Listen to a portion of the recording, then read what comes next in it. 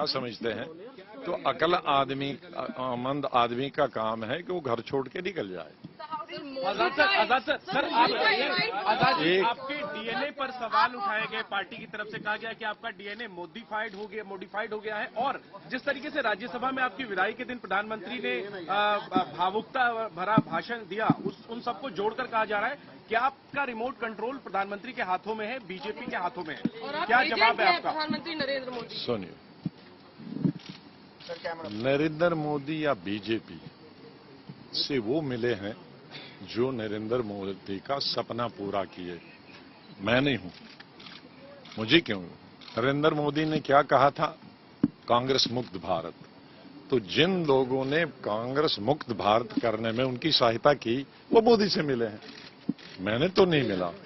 और जो लोग स्पीच करके पूरे हाउस में, लोकसभा में, पूरी दुनिया के सामने स्पीच करने के बाद उनसे गले मिलते हैं और कहते हैं हमें कुछ नहीं है तुम्हारे मुतालिक, हमारा दिल साफ है, वो मिले हैं कि मैं मिला हूं? है? और दूसरा, हमारी लोग में तो ज्यादा पढ़े लिखे नहीं है पार्टी में, और बेचारे बच्चे जो आते हैं और जो ये डीएनए करता है, वो खुद कांग्रेस पार्टी के मेंबर तक भी नहीं है। वो न ब्लॉक में रहे, डिस्ट्रिक्ट। ये स्टोरी प्लांट करने के लिए ही वो यहां तक पहुंचे हैं, मिनिस्टर भी पहुंचे, राज्यसभा में पहुंचे। उनका पार्टी का डीएनए क्या है किसी को मालूम नहीं है, किस स्टेट से हैं वो मालूम नहीं है, किस डिस्ट्रिक्ट से हैं ये मालूम नहीं है। पहले तो अपना वो डीएनए चेक कराएं, वो कहां के हैं, किस पार्टी के हैं। वो तो फ्रीलांसर थे कुछ साल पहले, 96, 97, 98 गवर्नमेंट में वो किस गवर्नमेंट के लिए काम कर रहे थे एज मुलाजम? में हमारी गवर्नमेंट नहीं थी, किसकी मुलाजम थे वो? तो उनका डीएनए चेक करें कि किस किस पार्टी में उनका डीएनए रहा है। जो हाउस में बैठकर बीजेपी को स्लिपें भेजता था और एज लीडर अपोजिशन में पहली स्लिप से देखता था, उनकी स्लिपें उसको आती थी, इनकी स्लिपें उसको जाती थी। दिन में तकरीबन 100 स्लिपों का उनके बीच में एक्सचेंज होता था। वो हमारा डीएनए चेंज करे।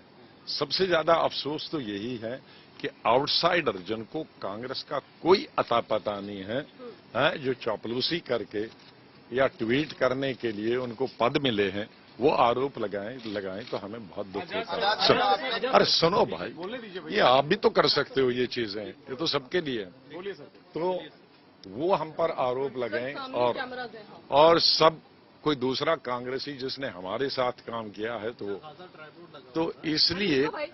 और मैं ये कह रहा था कि आप पढ़े लिखे लोग हैं, आपने मोदी साहब की एक स्पीच देखी, और अगर किसी को इतना अनपढ़ और जाहिल है कि उस स्पीच के कंटेंट्स पढ़े, जो स्पीच मोदी साहब ने की, उसने मेरे लिए नहीं बुलवाया कि गुलाम नबी जाएगा हाउस से तो मेरा खाना हजम नहीं होगा। उसने एक घटना के बारे में बात की है। शुक्र करिए, मैं मोदी साहब को समझता था बड़ा क्रूड आदमी है, शादी नहीं की है, बच्चे नहीं है, बीवी है, तो इसको कोई परवाह नहीं होगा। लेकिन कम से कम इंसानियत तो उसने दिखाई। जब मैं चीफ मिनिस्टर था कश्मीर में, और गुजरात की टूरिस्ट बस पे गाड़ी के अंदर, नॉर्मली गाड़ी के बाहर लगता है ग्रेनेड, शीशा खुला था तो ग्रेनेड गाड़ी के अंदर बस्ट हुआ, तो लोग ऑन स्पॉट मर गए। किसी टांग नहीं थी, किसी की यहां नहीं थी, जख्मी हो गए। तो जब सीएम का गुजरात का फोन आया तो आई वॉज क्राइंग, रो नहीं रहा था, क्राइंग जोर जोर से, तो मैं रो रहा था। तो मोदी साहब ने फोन मेरे ऑफिस वालों ने कान में दिया, तो मैंने कहा भाई मैं बात नहीं कर सकता हूं। तो उन्होंने आवाज मेरे रोने की सुनी, तो फिर मैंने उनको यही कोई कहा, तुम उनको बताओ मैं अभी बात नहीं कर सकता, मुझे पहले इनकी टांगें बाजू जमा करने दो, अस्पताल में इनकी स्टिचिंग करने हैं, जो बच्चे हैं उनको इलाज करना है, जख्मी हुए हैं। फिर दिन भर वो किया। फिर पीएम दिन भर, सीएम दिन भर फोन करते थे, कितने मरे, कितने जख्मी होंगे, कैसे भेज रहे हो। पीएम से मैंने जब फोन किया कि मुझे 2 जहाज चाहिए, एक में जख्मी भेजने हैं और एक में मुझे जिंदा ये लाशें भेजनी है। जब मैं 4 बजे फिर उनको सियाफ करने गया जहाज में, तो लोगों ने फिर रोना, मेरी टांगें, नाराजगी नहीं दिखाई ना। किसी बच्चों ने कहा मेरे बाप दे दो, पिताजी दे दो, किसी ने कहा मेरे पति दे दो या बीवी दे दो। तो मैं फिर फूट फूट के रोया, जो किसी की टेलीविजन ने दिखाया भी है। फिर उस वक्त पीएम ने आया, ये सीएम गुजरात का फोन आया, अरे स्टार्ट हो गया। मैं बोल नहीं सकता, उसी चौक में मैं बोल जब रहा था तब देखा। उसको देखकर उन्होंने किया, तो ये कौन सी बुरी बात है? ये मेरे लिए नहीं, उस घटना का वो उसने बताया। पीएम मैंने कल दोबारा सुनी स्पीच, उसमें कहा कि जैसे इनके परिवार का कोई आदमी गुजर गया। तो वो उस घटना पर रो रहा था, और मैं जब उसका ये सुना रहा था कि क्यों रोए ये, तो मुझे वो दृश्य याद आया, मैं भी रोना शुरू किया। तो ना वो मेरे लिए रोए, ना मैं उनके लिए रोया। हम दोनों उस गुजरात की जो हमारी भाई बहनें मारे गए थे, उस दुखद घटना को याद कर रहे थे। इतने जाहिल हैं हमारे लोग जो ये इस चीज को, हमारी कांग्रेस पार्टी उसी दिन से फैला रहे हैं, लेकिन जो गले मिला उसके बारे में एक लफ्ज नहीं करेंगे। अच्छा सुनिए, दूसरा, आप कम से कम अध्ययन करिए, आप पढ़े लिखे हो। उस दिन की सभी लीडरों का, शरद पवार से लेकर टीएमसी से लेकर सीपीआई सीपीएम से लेकर रीजनल पार्टीज के लीडरों के सुनिए, उनके कंटेंट्स भी सुनिए। उन्होंने रियल सेंस में उन्होंने तो उस पर रोया। इन लोगों ने क्या कहा है वो भी पढ़िए। सिर्फ मोदी को सिंगल आउट क्यों कर रहे हैं? असली सुनिए, अरे सुनो, बोल, असली मोदी सब बहाना। इनकी आंखों में हम खटकते हैं जिस दिन से हमने वो G23 की लेटर, क्योंकि ये कहते थे कि हमको कोई लेटर लिखना नहीं चाहिए, हम तो कानून से पढ़े हैं, हम पार्टी सिक्योरिटी से पढ़े हैं, कांग्रेस जीरो भी आएगा तो भी कोई नहीं पूछेगा। जब हमने चैलेंज किया उनकी फंक्शनिंग का, वर्किंग का, तुम्हारे इलेक्शन नहीं हो रहे हैं, 25 साल से वर्किंग कमेटी नहीं हो रहा है, इलेक्शन कमेटी नहीं हुआ, कमेटियां नहीं है, वो उस दिन से खटक रहा था। उसके बाद बहाने से बहाना करते करते इस स्टेज, और उसके बाद कई मीटिंगें हुई, एक सजेशन भी हम लोग उनकी नहीं माने। हम लोगों ने तो उसी जब लेटर लिखा था, जब मिसेस गांधी के घर में मीटिंग हुई शाम को, 10 हमारे लोग 10, हमने तो उसी में स्पष्ट कर दिया था। मैं पौना घंटा बोला था और अपनी तरफ से सबको बोला था, हमें कोई पद नहीं चाहिए, हमें कोई राज्यसभा नहीं चाहिए, हमें जनरल सेक्रेटरी नहीं चाहिए, हमें पार्टी प्रेसिडेंट नहीं चाहिए, हमें एआईसीसी में कोई पद ही नहीं चाहिए। हम 23 अपने आप को ऑफर करते हैं। ये जो इलेक्शन आने वाले हैं 5, उनके लिए कमेटी, कैंपेन कमेटी अभी बनाइए और उस 23 में हम डालें। तो आप कैंपेन कमेटी बनाते हो तब जब इलेक्शन खत्म हो गया होता है। हम अभी 5 महीने हैं, हमें आज बनाइए कैंपेन कमेटी का मेंबर। हम 23 और बाकी, हम 23 वाले खुद अपनी कैंपेन खुद करेंगे। कोई टिकट कांग्रेस का नहीं लेंगे, न जहाज का, न ट्रेन एकोमोडेशन का नहीं लेंगे, प्रेस कॉन्फ्रेंस का नहीं लेंगे। हम मुफ्त अपने आप को डेडिकेट करते हैं। ये कौन सा गुना? ये हमने कांग्रेस बनाने के लिए ऑफर किया था कि मोदी को बनाने के लिए? वो नतीजा ये हुआ, वो कैंपेन कमेटी तो उस वक्त बनाने का, मैं इंदिरा गांधी के जमाने से स्टार कैंपेनर हूं। 20 साल पहले तक उसको स्टार कैंपेनर नहीं कहते थे, उसको नेशनल कैंपेन कमेटी, उसका मेंबर होता था। जब मैं यूथ कांग्रेस प्रेसिडेंट से, तब से मैं कैंपेन कमेटी का मेंबर होता था। तब मैं यंगेस्ट था, फिर स्टार कैंपेन। नतीजा ये हुआ कि बंगाल, असम और केरला, हिंदुस्तान में सबसे ज्यादा मुस्लिम आबादी कश्मीर को छोड़कर इन्हीं 3 स्टेटों में है। 35% असम, 32% केरला, 29-30% बंगाल। तो पहली दफा 40 साल में मैं उस कमेटी का भी मेंबर नहीं था, 40 दफा पहले। और क्या आया? बंगाल में 0 आया, असम में चली गई, और केरल में 60 साल के बाद हम हार गए। तो क्या उन्होंने पाया? अरे इन चुनाव हो रहा है आजाद सर, आप यही चलो अब अध्यक्ष का चुनाव हो रहा है, आपकी बात मानी गई। सुनो, no, because first of all because आप मीडिया को हो, आपको सिस्टम नहीं मालूम। इलेक्शन जब होता है उसके लिए एक मेंबरशिप ड्राइव होती है, जो पुराने वक्त में होती थी, इंदिरा गांधी के वक्त में, राजीव गांधी के वक्त में। सर, अरे कॉन्स्टिट्यूशन इज, अरे यार सर, वो होता है कि गांव के, आपको गांव में घर टू हाउस टू हाउस जाना पड़ता है और उस मेंबर से फीस लेनी पड़ती है, उसके सिग्नेचर कराने पड़ते, उसको मेंबरशिप बनाने पड़ते। शहरों में आपको मोहल्ले से मोहल्ले करता है, तब लोग जुड़ जाते हैं, असली मेंबर आते हैं। ये क्या बनाया है हमारे खाना पूरी करने के लिए, ब्लॉक में बैठे वोटर लिस्ट ली और नाम डाल दिए 500 लोगों के, और 500 लोगों के पैसे भर दिए तो हो गया मेंबरशिप। वो नकली मेंबरशिप है, उसमें एक हिंदुस्तानी जुड़ा नहीं है। उस नकली मेंबरशिप पे आप फिर नकली कागज की बिल्डिंग बनाओगे, इतनी छत, ब्लॉक से लेकर नेशनल लेवल तक, तो कागज की बिल्डिंग या तो आग से जल जाएगा या हवा से जल जाएगा। उसमें सीमेंट नहीं है कहीं, उसमें ईंट नहीं है, दीवार नहीं है, तो ऐसे इलेक्शन से करने का क्या फायदा? ये फार्स है। नंबर 2, बैंक लूट गया है, बैंक में कुछ नहीं है।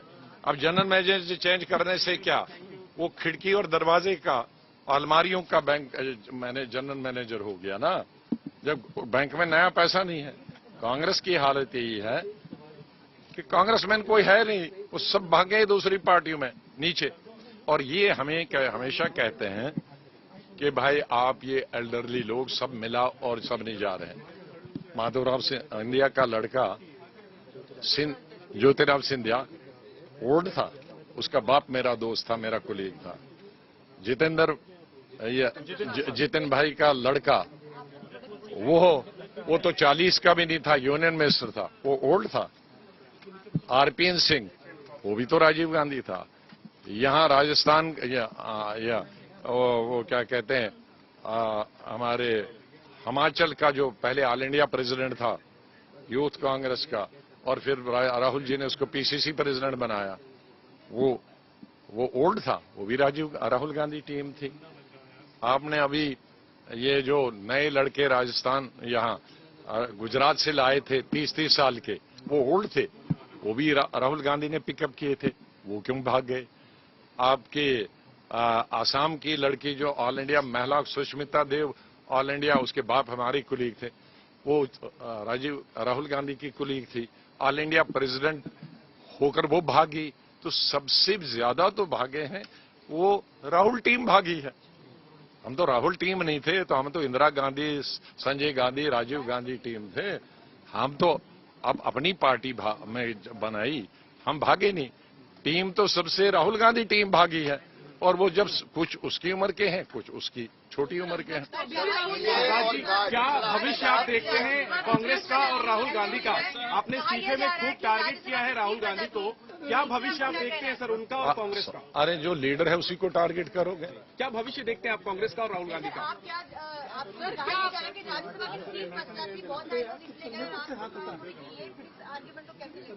किस अगर आप अपने में कुछ ध्यान करते, जब हमने G23 लेटर लिखी थी, उस वक्त में लीडर अपोजिशन था। उस वक्त 1 साल मेरे को पार्लियामेंट में, तो अगर मुझे खुश करना होता 1 साल के आने के बाद मैं एमपी हूं, तो मैं लेटर क्यों लिखता? मैंने न एलओपी की, मुझे ड्रॉप कर सकते थे, न मैंने एलओपी की परवाह की, न अगले साल राज्यसभा इलेक्शन होगा 1 साल बाद, न उसकी परवाह की। तुम सवाल कहां है? फिर तो मैं लड़ाई क्यों लेता? तो हमने कांग्रेस पार्टी, ये तो कांग्रेस का कहना है, हम तो तभी कह चुके हैं हमें कुछ चाहिए नहीं। 23 लोगों ने हमें कहा उस मीटिंग में, दिसंबर में, हमें कुछ नहीं चाहिए। We had made it clear. तो टिकट कहां से आ गया? आजाद साहब आपने कहा था ये और आज जो वो फैसला ले रहे हैं वो उसको इलाबोरेट सर नई पार्टी, सर आप जो नई पार्टी बनाने वाले हो, आजाद सर जो नई पार्टी आप बनाने वाले हैं उसके बारे में थोड़ा बताइए। क्या ये नेशनल पार्टी होगी, क्या लोकसभा चुनाव लड़ेंगे आप?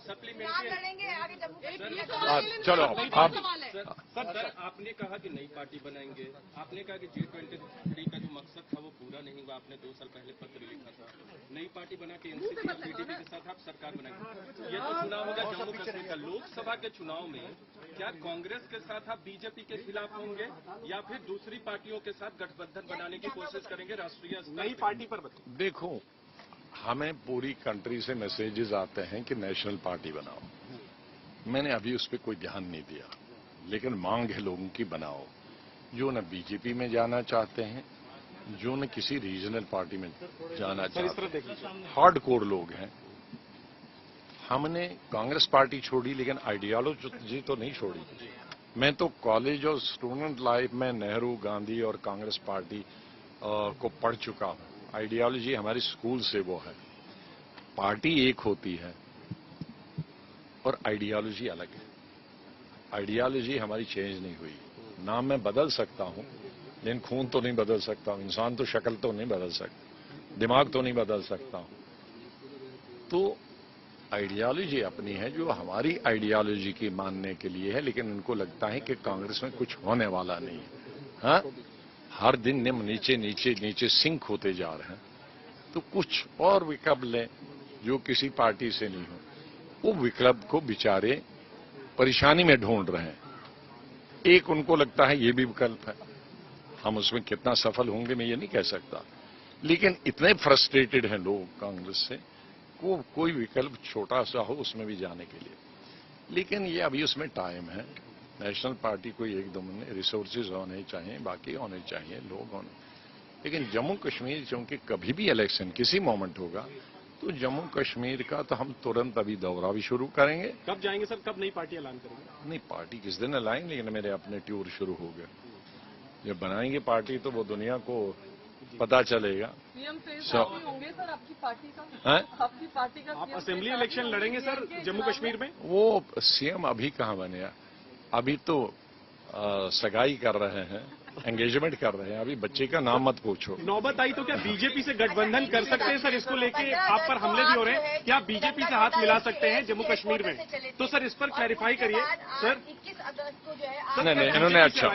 सर क्या बीजेपी से आप अलायंस कर सकते हैं कभी? अरे सर, आपके जम्मू कश्मीर या देश के लिए जरूरत पड़ी कभी तो सर प्रधानमंत्री मोदी से बीजेपी से हाथ मिला सकते हैं? देखो, कांग्रेस में तो अनपढ़ों की जमात, और खासकर ये जो बैठे हैं क्लर्कल काम और प्लांट करने वाले, वो कांग्रेस में कभी नहीं रहे हैं।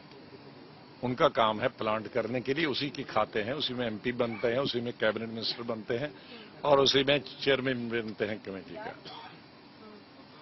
एबीसी जिसको जम्मू कश्मीर का मालूम है, मैं बीजेपी की कॉन्स्टिट्यूंसी में एक वोट नहीं बढ़ा सकते, वो मेरी कॉन्स्टिट्यूंसी में आधा वोट नहीं बढ़ा सकते।